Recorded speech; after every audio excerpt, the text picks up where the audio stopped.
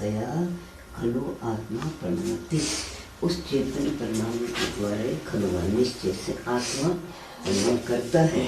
या कश्चित् आत्मना परिणामा सर्वेपि चेतना नाति वर्तते। जो कुछ भी आत्मा के परिणाम है, चाहे राग हो, चाहे द्वेष हो, चाहे हंसी हो, चाहे रति हो, चाहे अरति हो, जो पुष्प हो, कुछ भी आत्मा के जो परिणाम है या ज्ञाता दृष्टा कुछ भी आत्मा का परिणाम है, वो सब चेतना का उल्लंघन नहीं करता है। चेतना न अतिवर्तते, चेतना का उल्लंघन नहीं करता है। अतिवर्तते आगे ई आने से ते का अय हो गया, ये का लो हो गया। अतिवर्तते सर्वे भी चेतना का उल्लंघन नहीं करते हैं। इस तात्पर्य, ये उसका तात्पर्य है। जो कुछ भी जीव की क्रिया हो रही है वो चेतना युक्त। अभी झाड़ी है, उसकी बढ़ती, उसकी चेतना है। चेतना निकाल दो, काट फेंक दो, फिर तो फैला रहे क्या? फिर बढ़ेगा क्या? बढ़ता है, घटता है, सब जीव चेतना। यदि चेतना के बिना ही झाड़ बड़ा हो जाता तो काट के डाल दो, फिर कैसे बढ़ेगा? उखाड़ के फेंक दो, फिर कैसे बढ़ेगा? उसे एक डाल काट के फेंक दो, फिर कैसे?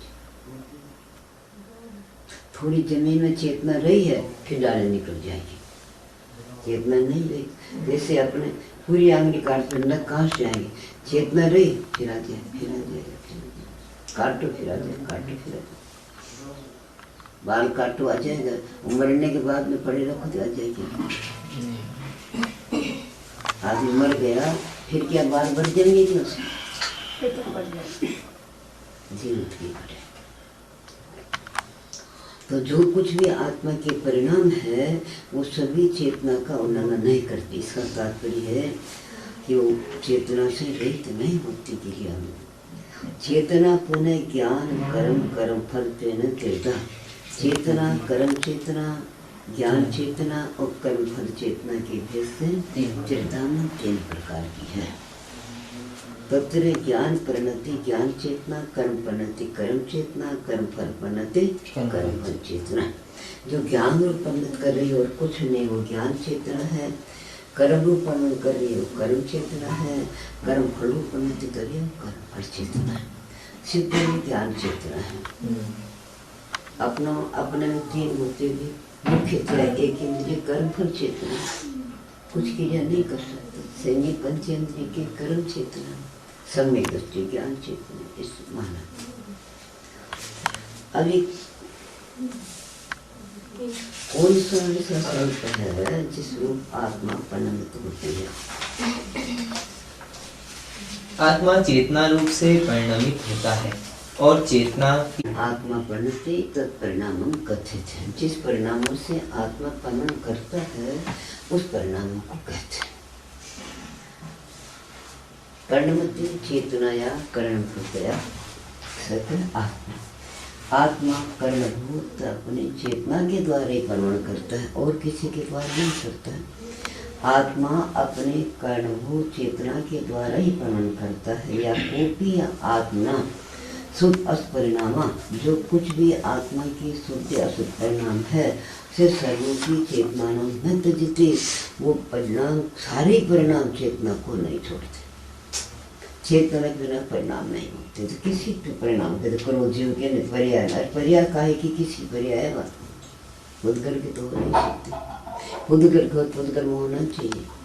तो वो चेतना को नहीं छोड़ते। कोई भी पर्याय हो, शुद्ध हो चाहे अशुद्ध परिणाम हो, परिणाम कहो, क्रिया कहो, परिणति कहो, एक ही बात है। वो चेतना को नहीं छोड़ती है, इसका अभिप्राय है। सा चेतना पुनः तीर्था होता। वे चेतना 3 प्रकार की मानी है। कहाँ मानी है? ज्ञान के विषय में, कर्म के विषय में और कर्म फल के विषय में। कस्य फल है? किसका फल है? कर्म का। कर्म के फल के विषय में, ज्ञान के विषय में और कर्म के विषय में आत्मा 3 प्रकार की मानी है। वो 3 प्रकार की मानने से ज्ञान परिणति ज्ञान चेतना, आगे कहेंगे हम ज्ञान चेतना क्या है।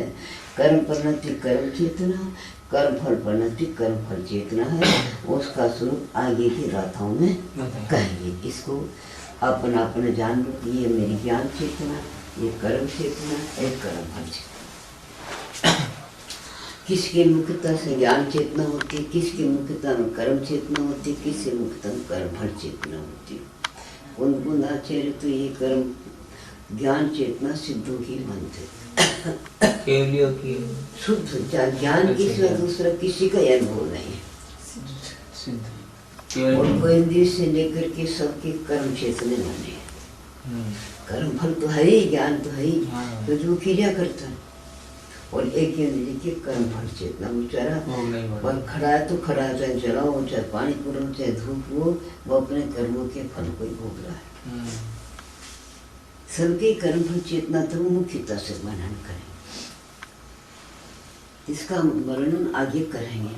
आत्मा चेतना के स्वभाव रूप से वर्णन करता है तथा वह चेतना 3 प्रकार मानी गई है, अर्थात वह चेतना ज्ञान के संबंध में, कर्म या कार्य के संबंध में तथा कर्मों के फल में कही गई है।